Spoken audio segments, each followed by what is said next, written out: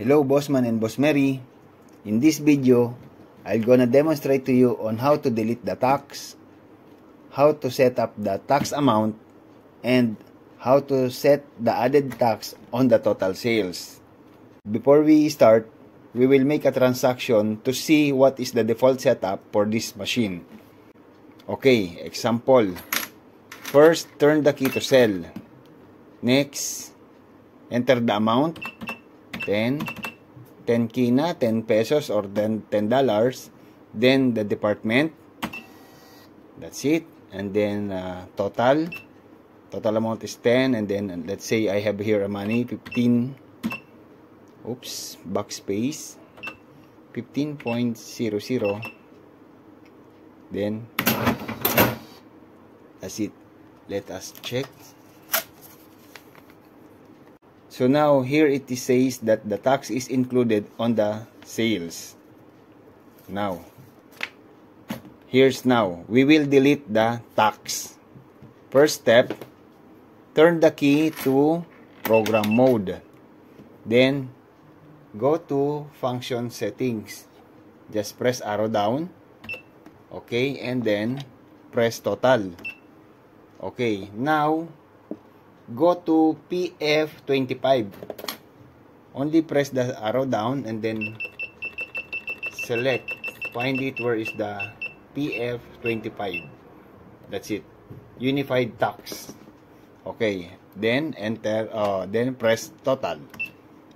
Okay. Unified tax. Okay. Here, X is equals to 0. 0 means disable, and then 1 is enable. So here X is this one represent, and then the YZH, this is it, this 3 digit. So now, as I said, we will delete the tax. So better just program these numbers into all 0. 1, 2, 3, 4 zeros. Then press total and then cash. Okay, we are done. Now, turn the key to sell. We will test.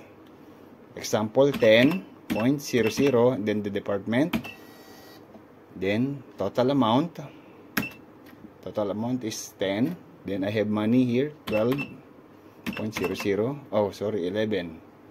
Okay, 11.00 and then cash. So here. Check.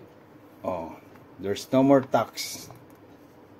Okay, compare to the first one, this one has a tax included.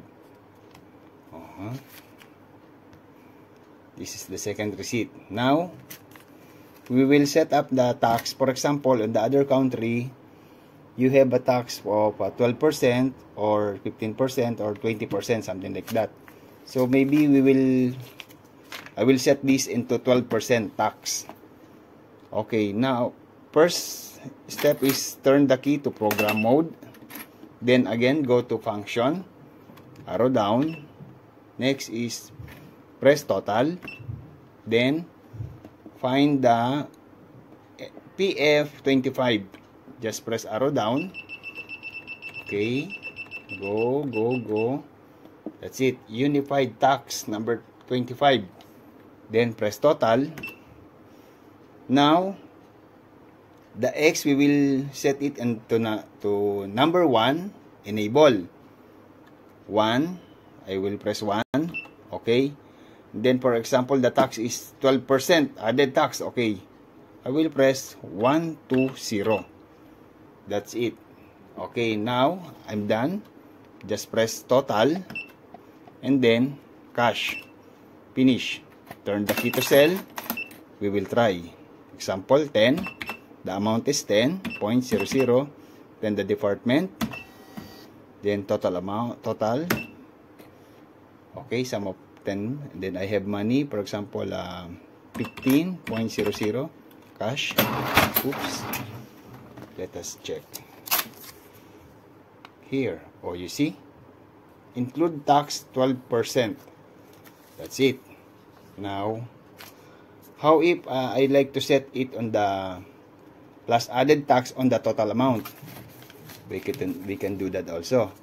So I will add this 12% on the total amount. I will not include this in the total sales. Just add. Okay. Now here's how. Turn the key to program.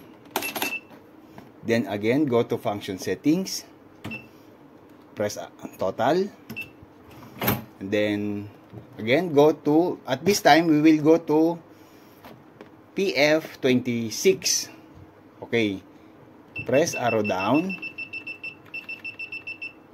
Go to PF26. That's it. 26. Okay. Unified tax number 26. Now, press total. You see.